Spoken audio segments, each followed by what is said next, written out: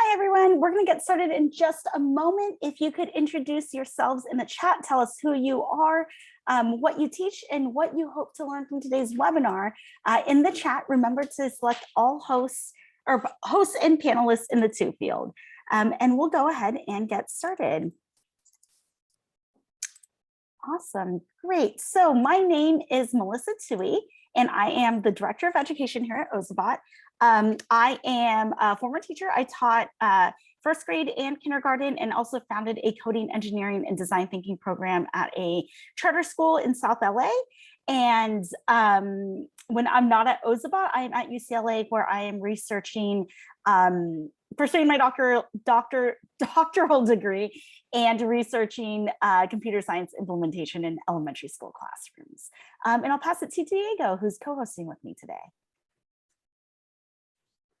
Hi, everyone. My name is Diego Covarrubias. I am one of the Ozobot account executives that is in charge of creating relationships with educators like yourself to make sure you feel supported using our platform.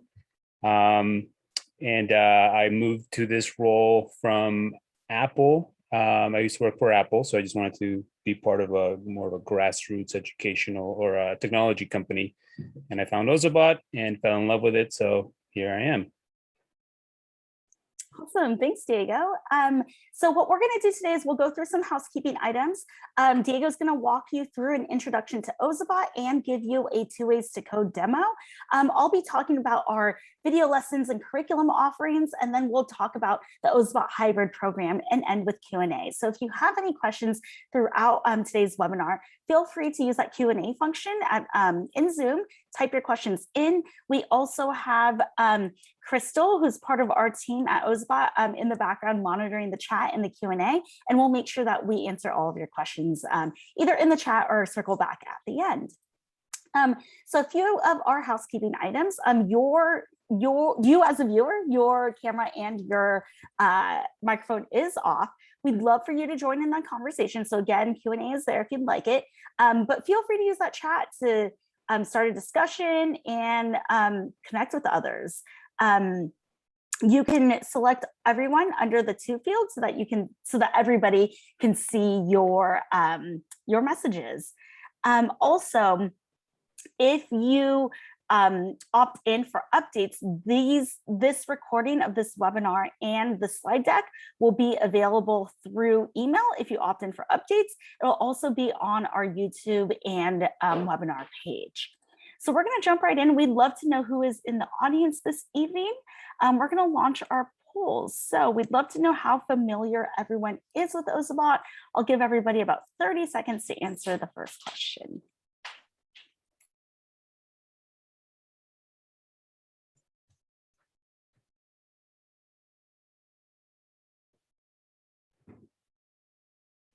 About 10 more seconds.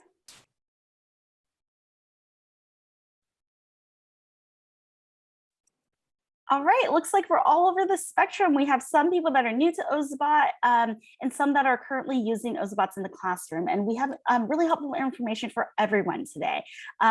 So really excited to be sharing that information with you all. Let's go ahead. What grades is everybody teaching?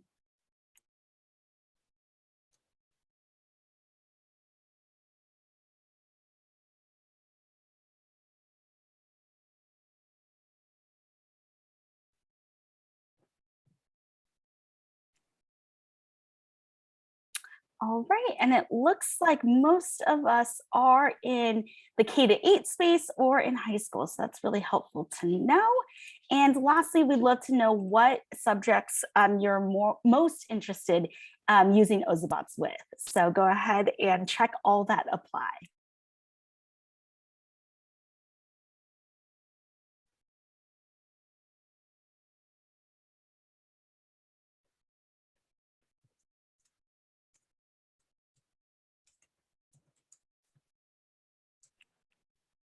All right, wonderful. So it looks like we're all over all the aspects of STEAM. So that's really exciting to hear. We'll share with you all the different resources for the different subject areas that you'll be able to utilize. So with that, we'll go ahead and jump right in. I'll pass it to Diego to talk about a little bit of history and background when it comes to CS education. Great, thank you, Melissa. So why computer science? Why is that important, right? One reason is that more and more states are mandating computer science education through the adoption of computer science standards. Most teachers, meanwhile, are not prepared to teach that new content. Even among current computer science teachers, only about 1 in 4 have a degree in computer engineering, computer science, or information science, and very few have a degree in computer science education. These are from National Survey of Science and Mathematics Education. Also, there's also an equity issue in computer science. Schools with high socioeconomic status and primarily white students have greater access to computer science instruction than low socioeconomic status in highly diverse schools. So we want to make sure that everybody gets exposure to it. So what is Ozobot?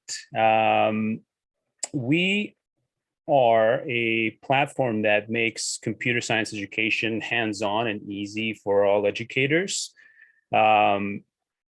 We are known mainly as a robotics platform for teaching coding in STEAM, but today we are used to basically teach all subjects anywhere. And in today's demo, I will show you how.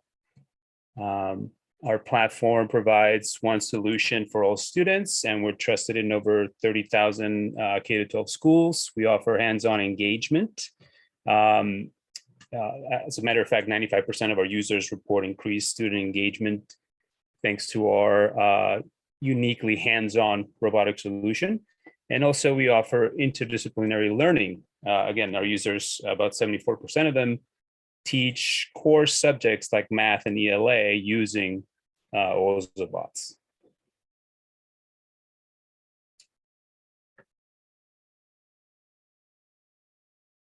So how does it work? We really make it easy to engage students in all subjects anywhere with our 1-inch robots that are desk-friendly and Bluetooth enabled, our 2 ways to code with and without screens, and our content integrated lessons, again, to integrate STEAM and coding into math, ELA, and more. Next, I'm going to be doing a quick hands-on demo to bring this to life. And let me see if I can share my screen here.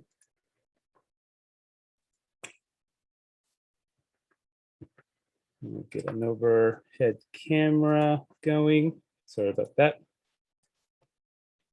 All right.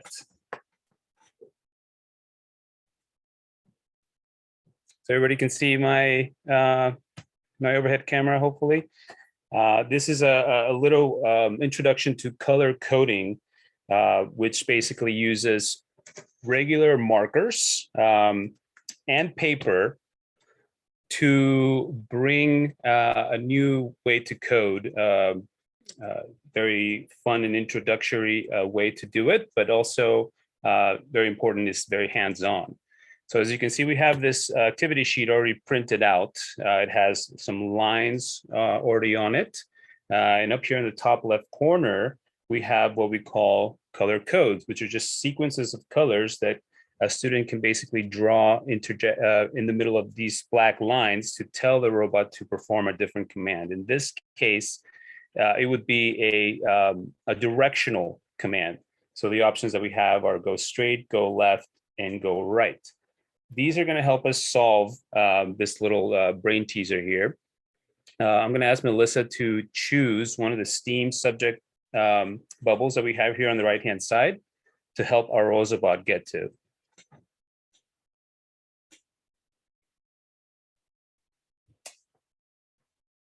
Melissa, can you choose one of these for me? Yes, let's go with engineering.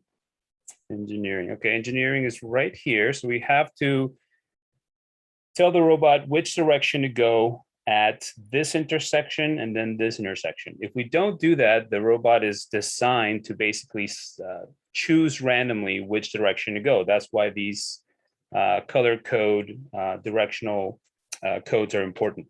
So in this case, we want the robot to start here. It's going to follow the line.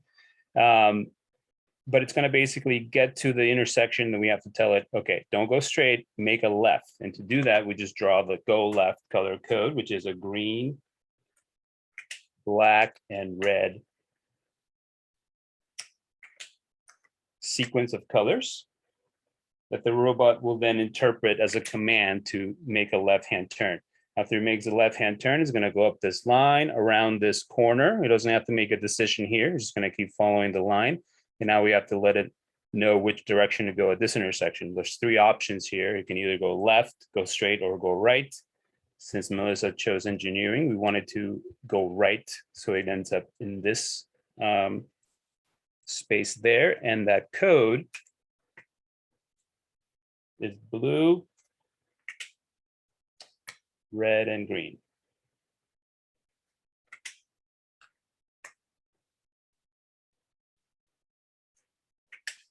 Now the robot has sensors on the bottom of it that allow it to follow lines. You'll see a strip of sensors in green color that allows it to follow lines, and then a middle sensor that allows it to read colors on that line. And that's how it recognizes those sequence of colors and then interprets them as a command. So you'll see it follow the line. Now it's going to make that decision, make a left-hand turn. It's going to go over to the next code and interpret that as a make a right-hand turn code.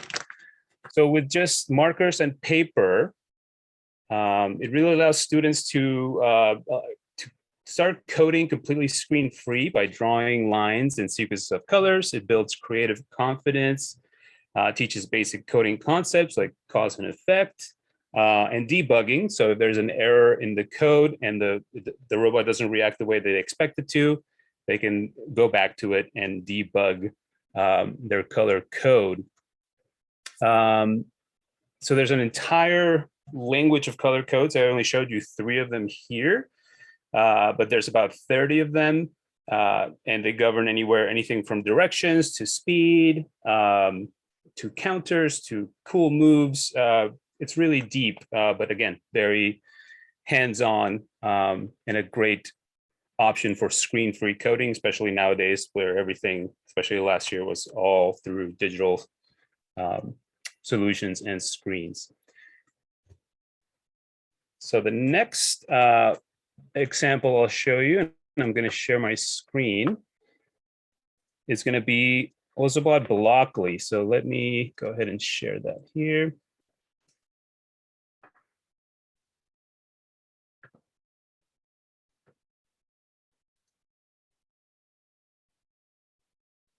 Can you see my screen? Yes. Okay, perfect. So this is Ozobot Blockly. It's our second way to code.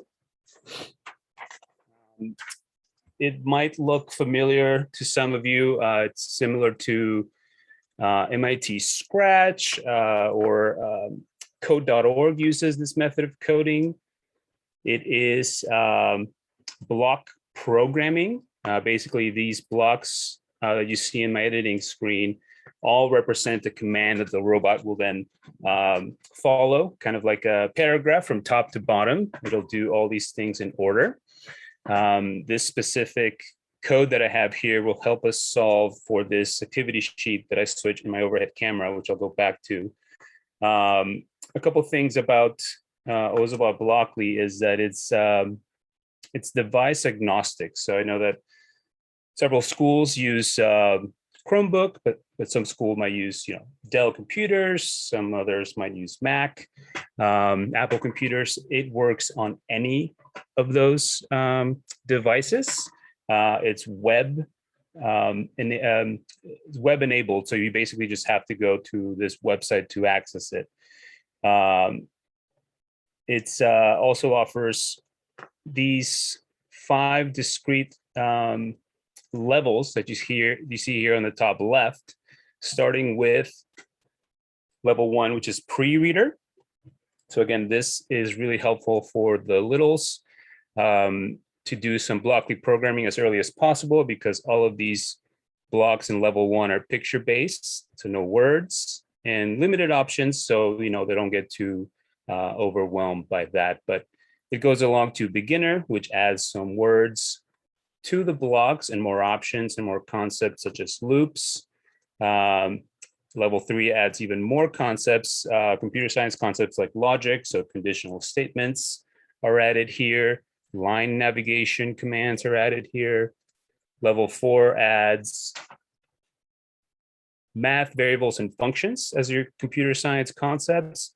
And the last level, master level, uses basically unlocks everything the robot can do, and even introduces some very high level computer science concepts like arrays and lists. So this is really, it looks very basic, but it goes very deep. And the great part about it is that you don't need to know what all these things are. I personally don't know too much about arrays and lists, but the options are there for those educators that do teach those concepts and want to use our platform to introduce them to their students. So the activity sheet that that I have in my overhead camera is very similar to the first one. It just has some STEAM subject bubbles on the right-hand side that we're going to get to. And again, Melissa, if you don't mind choosing one of them for me. Yeah, let's go with technology this time. Technology. So it's right here. And it might be hard to see, but this activity sheet has a very lightly drawn grid of 30 millimeter squares. So 30, 60, 90, 30, 60, 90, and 120. So it's all in a grid of millimeters. We measure movement in millimeters with our platform because our robots are quite small. So I'm going to go back to Blockly and show you what's going to happen. So this is the code that will help us get to the technology subject bubble on our activity sheet. The robot will start by switching its top light color, and I'm going to switch it to red. I think it might be easier to see that there. Then it's going to follow this first line. So you see this one dark line on the activity sheet. It's going to follow that until that line ends, and then it's going to do some free movement along that grid. So I'm going to tell the robot to do some movement here. I'm going to have it go 60 millimeters down the page, straight down the page. And I want it to go, I don't know, let's say 50 millimeters a second. The next block here is how we're going to have it rotate to the left. So it's actually facing up towards the top of the sheet. This block is going to have, it's going to be the important block that's going to basically line us up with the technology bubble. And that is 30, 60, 90 millimeters up the page. So I have to put 90 millimeters right here. And I want it to go pretty fast up that way. And it's going to rotate right and look and end up facing the right side of the page. So the last bit of movement that we need to do is, we already had it move 60 millimeters here. It's going to be 90 millimeters up the page. So we just have to go the last 30 millimeters, so it actually ends up right on top of that bubble. So I'll put 30 millimeters there. I'll have it go a little bit slower so you can see. Then it's going to play a happy sound. Maybe let's do a surprise sound, and then do a Christmas tree light animation just to kind of end it with a flourish. And it all happens via Bluetooth. So I'm going to connect to my robot here on the right-hand side. I'm going to power on my robot, which I did. Click connect, and then it's just as easy as pairing to a Bluetooth device. It's now connected, and now I can run the entire program wirelessly by clicking run program. So let's test it out.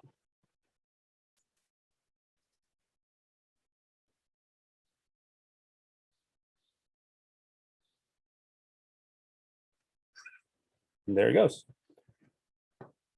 And if I could interrupt there really quickly, Sure. or just add to that, Diego, we did have a Totally. question in the chat. Kate asked about updating her Evo, and I believe when you connect in OzoBlockly, if your Evo needs to be updated, you could do that there, but during Q&A, we'll also show you how to update the class set in a much easier, smoother way, where you can do the whole set at once. So just wanted to let you know, Kate, that we'll show you both ways to update during Q&A time. Great, thank you for that.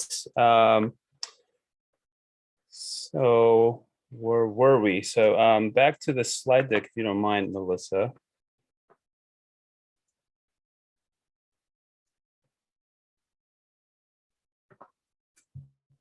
So that was a bit of an introduction to our 2 ways to code.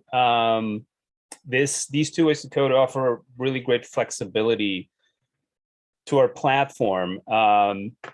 They have driven our adoption into education to this point, and really lent to the flexibility of our platform. Between the color codes for perhaps younger students or students brand new to coding,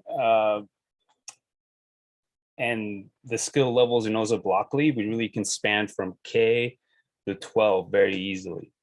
And like I said previously, our users teach core subjects with our 2 ways to code. And again, the flexibility between color coding and Blockly programming really lends to that flexibility to teach anywhere from ELA to science to math. So it's a great, overall tool to use in that regard.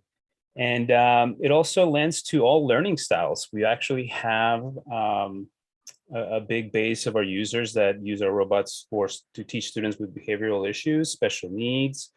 And there's an actual study called Students on the Autism Spectrum that highlights how some educators use our robots to teach those students. So it's really one of the coolest things to see, that it can really span the whole gamut of education. Another great part about it is that this 2 ways to code and everything that we offer lend to any instruction situation that you might find yourself in person. I know we're back to in person, but things happen. We might have to perhaps go back to remote learning, several times during the year, hopefully not, but we definitely can fit in-person, remote, and hybrid learning styles. So that is what I had to show you for now. And next, Melissa is going to talk to you about our video lessons and how to integrate into content areas to be as flexible as possible. Yeah, absolutely. Thank you so much, Diego. We have worked really hard to create and continue creating content that's a really, really easy lift for all of you teachers out there. When COVID-19 hit, we know that nobody was really ready for it. Teachers were put in really tough positions. Students were not in ideal learning environments and learning conditions. So we as a team really prioritized making sure that the materials that we have created are the most helpful for you and the easiest lift, because we know there's other priorities. Even going back in person this year, there's a lot of learning loss that teachers are trying to catch up on, and CS and robotics may not be everybody's top priority, and we don't expect it to be. So we really wanted to make it as easy as possible for you to implement, so that you can still focus on all the other priorities, but your students aren't missing out on these opportunities to participate in computer science and robotics. So what we have published in our lesson library currently are 2nd through 8th grade lessons. We are in development of working on kindergarten and 1st grade lessons that will be published soon. And our recommended pacing is 1 lesson per week. These activities are about 45 minutes long, and they are all standards aligned. Each lesson is aligned with at least 1 ISTE standard, 1 CSTA standard, and 1 content standard, which would be Common Core Math, Common Core ELA, or NGSS. All of these lessons are free in our lesson library, and they do include a synchronous lesson plan. So if you're a teacher that's super confident, knows what you're doing, you can read a lesson plan, internalize it, turn around and teach it right away.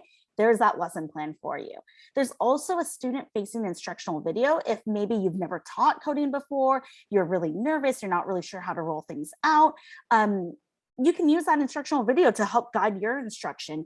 We've actually have certified educators who use Ozobots all the time and are really, really well versed in the Ozobot world. They still use those instructional videos. I actually had one CE mentioned to me that she tried teaching a lesson to one of her classes on her own. And she said it was just a crazy mess, even though sometimes that happens in classrooms. And then she used the video and she said it was much more structured. Students met the objectives much more easily, and it was just a much smoother teaching process. So even teachers that are very confident using Ozobots still rely on that video because it helps with their instruction. We've also heard of teachers using the video to help guide instruction while they're going around and supporting teachers. So it's almost like having an extra body in the classroom or freeing yourself up to be able to better support students while instruction is going on. We also include all the student activity guides, activity sheets, and any potential solutions or answer keys for you. So everything you need to be successful in the lesson is included, and it's free in our lesson library. So what's in a video lesson? We have, again, all of the materials that you need, including the teacher lesson plans, the student activity sheets. You can see an example right here. We actually guide students through each part of the lesson so that they can, if you are in a remote setting and for whatever reason you don't have a lot of direct face-to-face instruction with students, they could use this video to have it be a self-guided activity. But we've built in the flexibility for you to use it in whatever way works best for you and your students. Another really, really great development that we have in our lesson library and in Ozobot Classroom are our pacing guides. We have 20 to 30 lessons for each grade level. This is a free resource. If you don't really know where to start or what lessons to go with, we have introductory lessons, and we tell you exactly what order you can teach the content in. We also have ELA, math, and science integration options for you to integrate with. So you can use that pacing guide and follow it exactly, or pick and choose for what makes sense for you and your students. We actually, just to piggyback on that pacing guide a little bit, we had one teacher who let us know that the pacing guide was just a dream for her. She said that prep-wise, all she really needed to do was review the teacher lesson plan. She knew the video, what the video would cover. She just had to prep the materials, and she was ready to teach. The prep, we've intentionally made it so that the prep is as minimal as possible for you, so that it is an easy lift. And her response and her feedback was just absolutely wonderful. That was our intention of creating these materials, was just to make it as easy as possible for you. And that was her experience. So we hope you have the same experience. We do recommend that you start with Introduction to Ozobot Get to Know Evo. This lesson starts with the hardware components of the bot. So before we dive into coding, computer science, color codes, any of those things, we feel very strongly that students should understand that computer science is all about hardware and software and how they interact. And before they jump into the software aspect and computer science aspect, we do want them to understand what hardware components are in the bot. And that lesson goes through all of the major components of the bot. So your students identify and are able to name and point them out and find them on their own bot. We also have basic training for color codes and basic training for OzoBlockly, where we go through the very basics of both ways to code. Those are the first lessons in our introductory series. If you have the time and capacity to go deeper, we actually have lessons for you to teach your students all about the different types of color codes. So Ozobot has a color code chart, and we have broken up that chart into individual lessons so students understand what each different type of color code does, and they also practice and solve problems with those color codes. So you can see here at lesson 5, In lesson 9, there are skills checks. These are differentiated based on grade level, and they also check the skills of everything that the student has learned in the previous lessons. So for example, in skills check 1, students apply what they've learned in regards to speed codes, special moves, and winds and directions to solve a problem in skills check 1. And then in skills check 2, they also use timers, line switch, encounters, and everything that they've mastered in those lessons to solve a problem in skills check 2. For introduction to introduction to Ozobot Blockly, we have created 2 different series based on the CSTA standards. We know that the developmental appropriateness of computer science differs when it comes to elementary school and for middle school and high school. So we have very intentionally created Blockly lessons that are very similar. They go through all of the basic computer science concepts and skills, and they also have skills checks that require students to apply what they've learned to solve problems. And you can see that in 6th through 8th grade, the sequence is a little bit different because it is a bit more rigorous because we know older students can handle it. And we also dive deeper into some of the concepts like variables because we know that students at that age level are able to be pushed in that way. So I'll go ahead and give you a couple examples of our content integration. So this is an example of a math content integration where students are learning about place values and number forms. And anywhere you see color on this worksheet, the students actually fill in. And in the video, we actually guide them through. They can code any of the behavioral color codes. So they might have their bot go super fast and spin and I don't know, maybe do a zigzag. They get to choose what type of behaviors they want their bots to produce. But when Ozobot comes to an intersection, it actually randomly chooses a direction in which way to go. So we've actually used this map as a randomization tool. So students set their bot on start, and the bot will pick a random digit. So you can see here in the sample solution, the bot traveled to 4 first. Then the bot would actually start all over again. They would place the bot on start, and they would keep choosing numbers until they have filled out all 6 places of this number. And their job, we actually walked them through this in the video, their job is to write that number in standard form, in word form, and in expanded form. And I believe we have a clip of a video that we would like to share. Let me just make sure my sound is being shared. We'll play a quick clip so that you can get an idea for what the look and feel of these videos are like. This video here is dropping you right into the middle of the lesson where we actually show students how to get their digits picked. But before, in every introductory part of the lesson, we always front load with any background information students need, what materials are required for the lesson, and the lesson objectives. They always start out that way, so it's consistent, so students understand what they need, what they're trying to achieve, and any background knowledge that they need. So we're intentional about front loading that for you so that you and your students know exactly what to do in the lesson and what's needed. So we'll play this clip.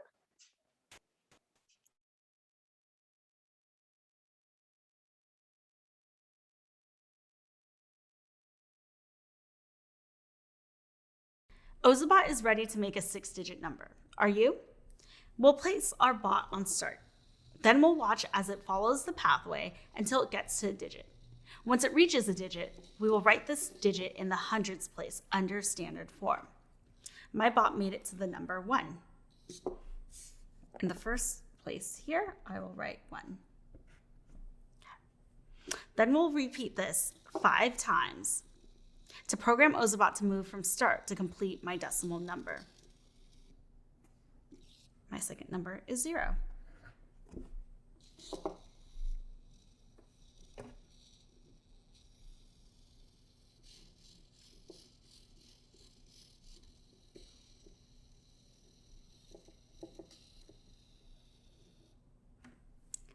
My third number is 9.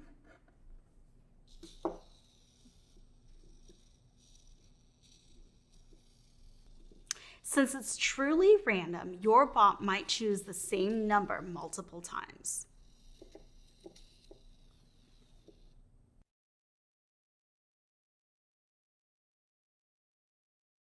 How many digits or places will your number have when you are done?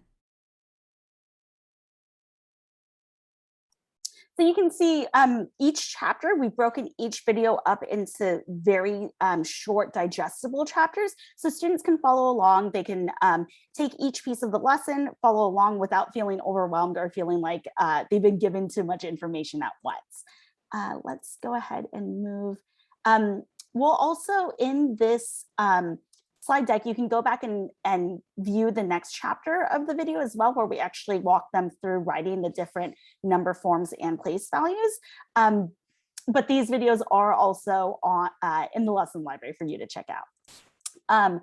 This is an example of a second grade ELA lesson where students are using prefixes and matching them with root words, or actually the bot is randomly selecting a prefix and a root word, and students are determining whether they're real words or if they need to choose a different root word to use with the prefix. So for example, students are using the line switch color code, and they're placing their bot here, and the bot will travel down one of the arms and pass by a prefix, then jump this white space over and then randomly choose a root word. So if the bot were to travel next to pre and travel down to appear, they would write on the worksheet pre-appear. What does that make? Pre-appear. Is that a real word? No. So they would choose a different root word. So maybe pre and heat. Preheat is a real word, and they would be able to note that and then give their own definition for it. So we'll do a quick video example so you can see what that looks like.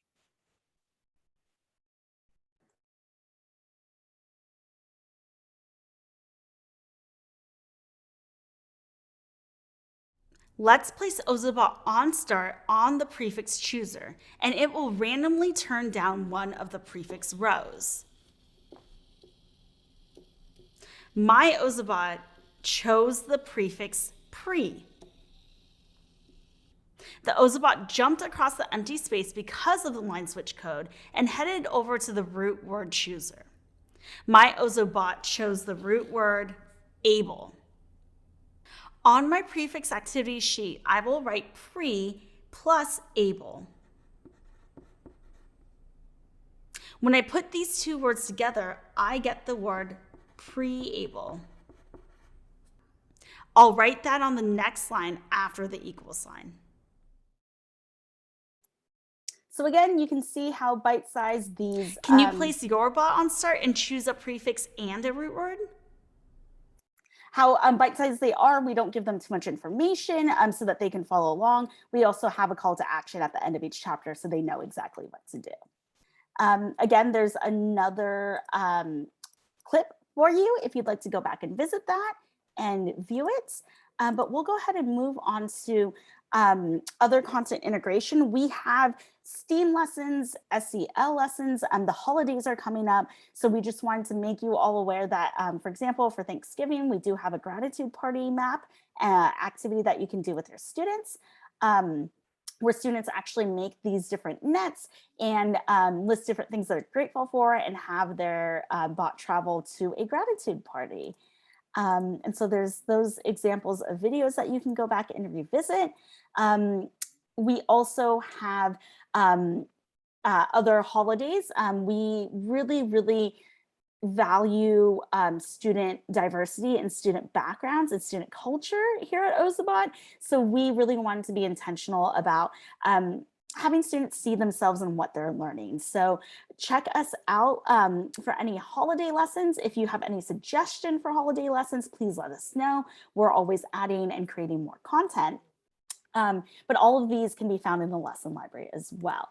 So just to show you how to get to that lesson library, it is in Ozobot Classroom. If you go to classroom.ozobot.com, you can sign in with Google and it's completely free. So let me just show you the lesson library. When you log in, on the left-hand panel, there is this lessons area where you can you actually can save lessons, you can also submit lessons, and you can also see lessons from our community. If you'd like to see any of the lessons that I've just described with all of the video content, you'll want to use this video lessons filter and all of those lessons will come up. The pacing guides that I referred to are here as well, where you can select your grade level. And if you open it, we have directly linked each one of these lessons in the pacing guide, so you can easily access them and utilize all of the resources there for you. Let's see. The other thing I wanted to share was that within Ozobot Classroom, we've made it super easy for you to share this content with your students. When you're in that lesson detail page, there is this button that says share with students. And when you click on that, it actually gives you a link to a student view page. So no matter what LMS you're using, you can copy and paste that link into your LMS. And students, when they click on that link, it actually takes them to this student view window where the video is there, all of the chapters are there, all of their materials and resources are there for them to use as well. So we made it super, super easy and a super easy lift for you to either use within your own classroom or assign via LMS if that's something that you'd like to utilize in your classroom. The other thing that I wanted to mention is that we also really prioritize accessibility with our lessons. We know that students have special needs and have different ways of learning. So we're very intentional about making chaptered videos so students can self-pace and self-guide if that was beneficial to them. There is auditory and visual guidance and text instructions for any of your students that may need visual support. We also are addressing the tech gap. If you're one of those teachers that's saying, hey, there's no more time in my day to teach computer science, we've been intentional about making sure that you can integrate it into other content areas. So either pair with learning that you're already doing or extending that learning as well.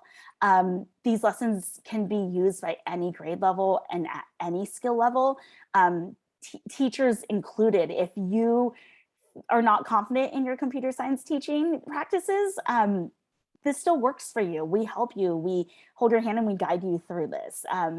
If you're an expert teacher and you just want to have an opportunity to monitor and have that extra support through the videos, that is there for you as well.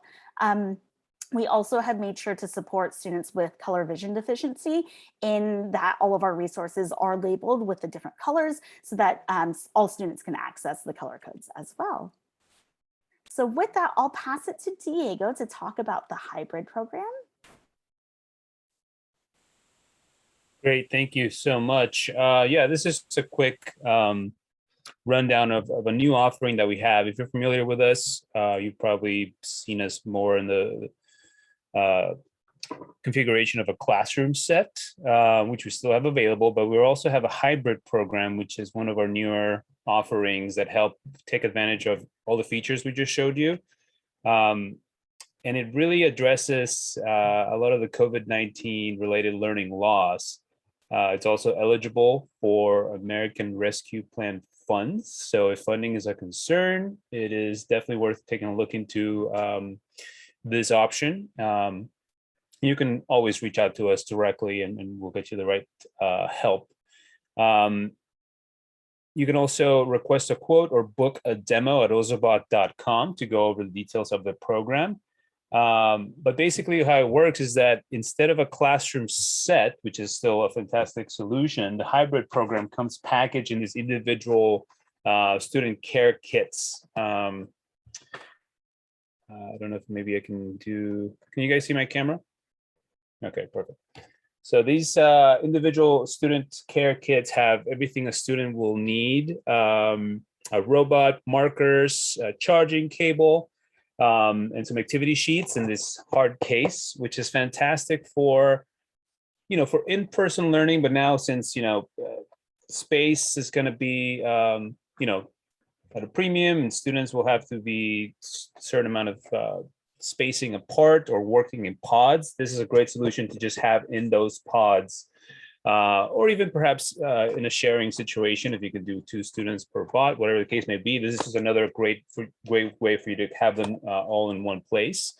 You still get access to all those great remote friendly lessons, video lessons, the training, everything in Ozobot Classroom. But it really is a great solution to just have another way to bring this platform to your students. And it also is awesome for potentially breaking out into hybrid remote models. Even if it's just for a short time, a student can check one of these out as part of their technology packet, take it home, and still be able to do some hands-on learning even while they're at home, which is something that's not offered by anybody else. So just wanted to drop that in to take advantage of it if it fits your needs. Great, thanks, Diego. We're going to jump into Q&A, but I know we already had a couple really great questions in the audience. I know one of them was about updating and pairing bots, and then another one was about connecting to Chromebooks. So I think those are actually two that go hand in hand. So what I wanted to show everybody is when you sign up for Ozobot Classroom, you also have access to the devices section. When you click on devices, if you have a classroom kit, and a classroom communicator, you just need to plug in that communicator to a power source. So it doesn't have to go into your computer. It can if that's the only power source you have, but any type of brick that a USB plugs into would work as well. So you would go ahead and pair that. And once you pair it, you would plug your classroom kit in as well. And your classroom communicator will update, will prompt you to update all of the bots. And that is where after they're updated, it'll give you the option to rename the bots. You'll see 3 little dots here on the right, and you can rename those bots. So Holly had a question about how do the bots pair with all the kids' Chromebooks. What I like to do is I like to name the bots either, bot 1 through 18, and then use a tiny little sticker or a label. I know some of my colleagues actually just Sharpie directly onto the bot that number. So their names, you name them when they go to connect, they can see on the bot, oh, my bot's number 18, I'll connect to that bot. So that makes things a little bit easier. It looks like Holly also said that it was, the class said it was going to take 5 hours. I believe it takes 3 to 4 minutes per bot. Is that right, Diego? Yes, roughly that time. So yeah, what I recommend is just setting it and kind of forgetting it, if you will. Just have it open in your computer, start updating, and then go watch something on Netflix for a while. Yeah, so we recommend like end of the school day, just when you know that you have some hours to dedicate to updating the bots. The other thing I want to mention is if you're on this update page and you click update, but you navigate off of that page and go to a different tab, it will stop the update. So make sure that that window is up and it's actively updating. Holly, just to let you know, I think I did update at one point as well, and it did give me a super long estimated time, but once it got going, it ended up being a lot quicker. But if you do run into problems, please email us at support@ozobot.com and we can help get that resolved for you. Holly also had a question about, will the color codes work if you laminate the sheet and color on top so that students can reuse? So we've had teachers, the short answer is we don't recommend using those dry erase markers because the residue of those markers can get up into the wheel gear and affect the bot performance. So that is something we don't recommend. Also, when you laminate and have that sheen, it affects the sensor on the bottom of the bot. So the way that the bot works is that it takes the light saturation in the room and the reflection of the paper and reads that. So when you add that lamination, it actually, it may negatively affect how the bot reads the color codes. Diego, I don't know if you have anything else to add to that question. No, you're absolutely right on. I mean, it will work. It's just, it might cause those kind of pain points that, it might just cause frustration if it doesn't work right. So we don't recommend it for any codes that you need to redraw. That's why these 3x5 cards are really helpful. You can always just cut out a little piece to go over the code that was entered incorrectly by any chance, and have the student re-enter the code as part of the debugging process. So it's a little more hands-on in that way, but still a great solution that some of our users have used in the past. Great, thank you, Diego. It looks like we have a message from Kate about updating. Kate, if you could email support@ozobot.com, they'll be able to walk you through and help get that resolved for you. So unfortunately, we're not able to do breakout rooms in this webinar setup, but if you email support@ozobot.com, they'll be able to support you and make sure that you're squared away with the update. Yeah, it might also work if you after the webinar restart the computer. It might just have too many things running right now. I mean, the webinar's taking a little bit of the computer's power away from that updating process. So it's always recommended to do it, one screen, everything else, any peripheral applications shut down. So give it another shot after the webinar. And then, yes, if you still have an issue, support@ozobot.com would work. The other thing to make sure to check, Kate, would be that the USB, the classroom communicator is plugged in and near your classroom kit.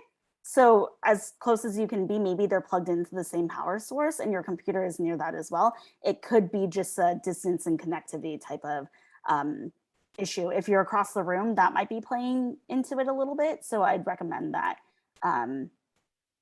that might help. As far as warranty goes, if you just purchase them in July, you have a full year of warranty. So we should be able to help you in any way. I mean, in the updating part of it is we'll always help you with that, even if you're out of warranty, but you should be good. All right.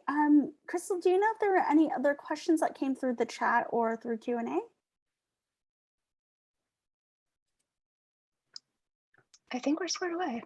Great. Actually, sorry, I think Holly added another Q&A question. Oh, great.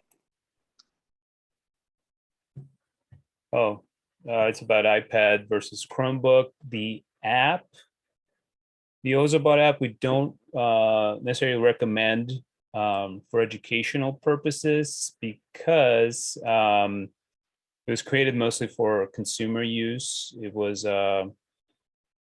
It doesn't really have the links to Ozobot Classroom or the pacing guides or anything like that. So I would just still recommend if you're going to use the iPad, just using your web browser to access our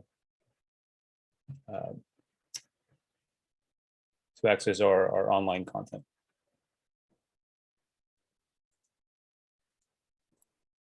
Great. All right. Well, if there are no more questions, we'll go ahead and do our wrap up. Again, if you need bots, you can request a demo at ozobot.com. We also have free OzoBlockly challenges. If you go to ozobot.com/create/challenges, we have ShapeTracer 1, ShapeTracer 2, and Ozotown, and our simulator that you can use without a bot with your students. We also have a grant funding tool at that website that's listed there. And you can get started for free at Ozobot, in Ozobot Classroom for free at classroom.ozobot.com. There's bot camp there, and then you can also explore lessons. Thank you everyone for taking the time today and spending it with us. We know the beginning of back to school and beginning of year can be very, very hectic and crazy, and we appreciate you being here. Please don't hesitate to reach out if there's anything we can do to support you. Stay healthy, good luck with the year, and keep in touch. Thanks everyone. Thank you, everybody.